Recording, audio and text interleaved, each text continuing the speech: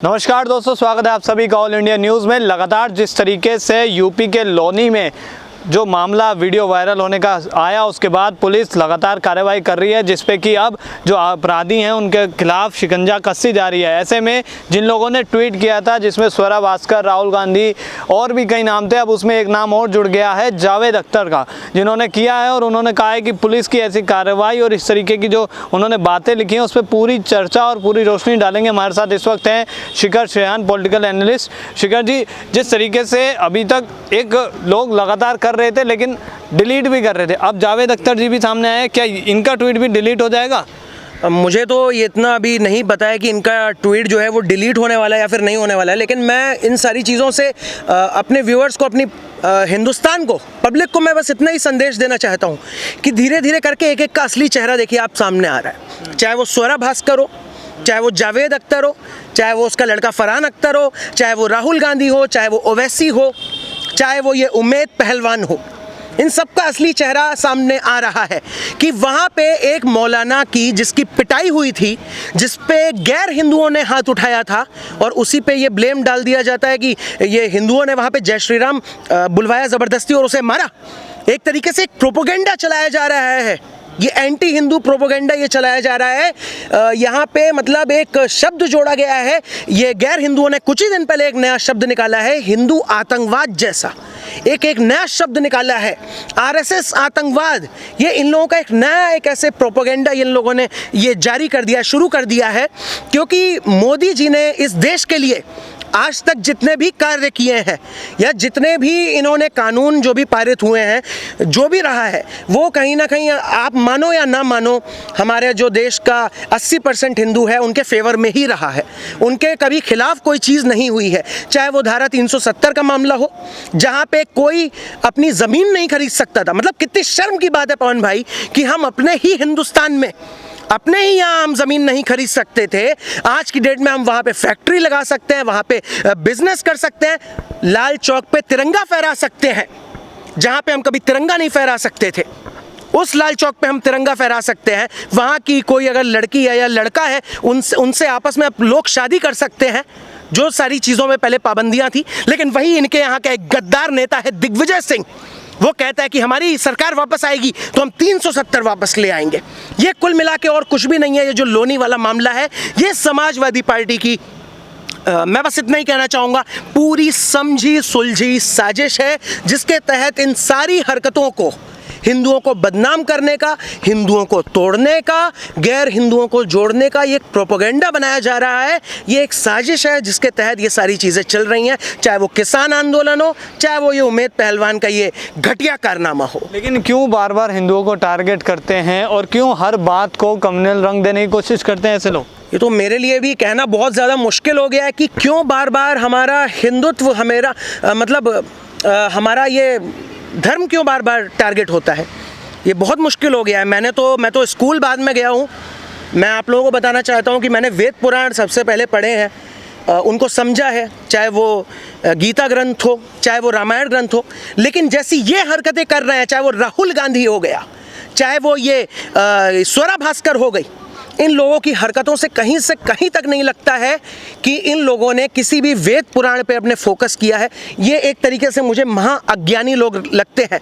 अब तो पूरे विश्व में ऐसा समय आ चुका है कि सब लोग इस बात को मानने को तैयार हो चुके हैं कि ये जो सनातन संस्कृति है, ये सबसे ज़्यादा पुरानी संस्कृति है। यहाँ तक कि विदेश के काफ़ी कुछ ये साइंटिस्ट लोग हैं, उनका ये मानना है कि जो संस्कृत भाषा है वो सबसे प्राचीन भाषा है, उससे ज़्यादा प्राचीन भाषा कोई नहीं है संस्कृत से ज़्यादा। और यहाँ पे मतलब विदेश इंडिया से ज़्यादा योगा का, हमारे कल्चर का को वो लोग फॉलो कर रहे हैं। और हमारे ही देश में ऐसी गद्दारी वाली हरकतें जो ये लोग कर रहे हैं, ये कहीं से कहीं तक बर्दाश्त नहीं होती है। और जब मैं सुनता हूँ या मुझे जब कोई जैसे आपने बोला, तो मुझे अगर कोई बोलता है तो मुझे खुद ये कन्फ्यूजन हो जाता है कि how can they do this, कैसे ये कर सकते हैं। आपको क्या लगता है स्वरा भास्कर जो है लगातार विवादित ट्वीट और बयान के लिए जानी जाती हैं, इस बार क्या यूपी पुलिस, लोनी पुलिस इस पर कार्रवाई करेगी? स्वरा भास्कर के खिलाफ एफआईआर और अरेस्ट करने का मामला? बिल्कुल बिल्कुल, इसको कड़े से कड़ा दंड मिलना चाहिए। और स्वरा भास्कर ने शुरू से लेके आज तक जो हरकतें करी हैं, स्वरा भास्कर ने, मैं आपको बताना चाहूँगा पवन भाई, चाहे वो यहाँ JNU में पहुँची हो, चाहे वो पाकिस्तान में पहुँच के इंडिया की बुराई करी हो, उसने अपनी गवर्नमेंट को उल्टा सीधा बोला हो, ऐसी चीज़ों को देखते हुए स्वरा भास्कर हो गया, उमेद पहलवान हो गया, दिग्विजय सिंह हो गया, जो अभी कॉल डिटेल सामने आई थी, पाकिस्तानी पत्रकार से उसने बातचीत करी थी, इन सारी चीज़ों को देखते हुए मुझे यही लगता है कि इन पे देशद्रोह का मुकदमा लगना चाहिए। और देशद्रोह का मुकदमे के साथ साथ इन पे और भी जो धाराएं बनती हों, वो सारी धाराएं इन लोगों पे लगनी चाहिए, क्योंकि ये सारी चीज़ें हम कब तक बर्दाश्त करेंगे? एक लिमिट होती है, और अब मुझे ऐसा लगता है कि वो जितनी भी जो लिमिट्स हैं, सारी लिमिट्स अब कहीं ना कहीं मुझे लगता है क्रॉस हो रही हैं, क्योंकि ये जो एंटी हिंदू एक्टिविटीज़ है, ये जो हरकतें हैं, ये बहुत ज़्यादा बढ़ गई हैं। चाहे वो जावेद अख्तर हो, चाहे वो ये बोला था, उमेद पहलवान बोला था कि कप्तान से बात करेंगे, उसके बाद हम सरेंडर करेंगे। जी न्यूज़ ने भी बोला कि आप हमारे ऑफिस आ जाइए, उसने बोला पहले कप्तान से बात करेंगे, उसके बाद ही कुछ करेंगे। यहाँ पे कप्तान कप्तान करके हमारे पूरे पब्लिक को, हम सबको अच्छे से पता है कि इनका इशारा किस तरफ है। ये अखिलेश यादव, आजम खां इधर ही कहीं इशारा दे रहे हैं। सारी समाजवादी पार्टी की ये साजिश है, ये हिंदुत्व को एक्सपोज करने की, और मतलब अपनी घटिया विचारधारा से, अपनी घटिया मानसिकता से 2022 में यूपी की गद्दी हासिल करने की ये इनकी गंदी साजिश है। पवन, तो यूपी चुनाव से पहले क्या ये कोई दंगे कराने की साजिश रच रहे थे, जिसमें कि एक ये प्रोपेगेंडा था जिसकी? बिल्कुल बिल्कुल बिल्कुल 110% इनकी साजिश जो थी वो लोनी में नाकामयाब हुई है। दंगा कैसे कराते हैं कि मतलब अभी ये फेक वीडियो इन्हीं के मुसलमान भाई उमेद पहलवान ने फेक वीडियो बनाया, उसके बाद में आसपास में भ्रम फैला दिया जाता कि इस गैर हिंदू को हिंदुओं ने मारा, और अब हम लोग अब जवाब देंगे, और कोई ये फतवा हो सकता है ये लोग जारी करवा देते। उसके बाद में दंगा होता, मारपीट होती, ये दुनिया भर का ड्रामा ये चलता रहता, और सीधे सीधे मतलब ये अखिलेश यादव हो गई, चाहे समाजवादी पार्टी हो गई, चाहे कांग्रेस हो गई, ये जितनी भी ये लेफ्ट वाले लोग हैं, सब लोग यही कहते हैं कि हिंदुओं ने ये मुसलमानों पे कहर बरसाया। इस तरीके की हेडलाइंस चलने लगती, योगी के शासन में दंगे, अशांति, इस तरीके का इन लोगों का सारी प्लानिंग थी, जिसको लोनी की पुलिस ने बेनकाब किया है, एक तरीके से कामयाब होने से रोका है। और वहाँ के जो विधायक हैं, उनका क्या नाम है, वो जो विधायक है नंद किशोर गुज्जर जी, उनका मैं हाथ जोड़ के एकदम सादर नमन करता हूँ सर।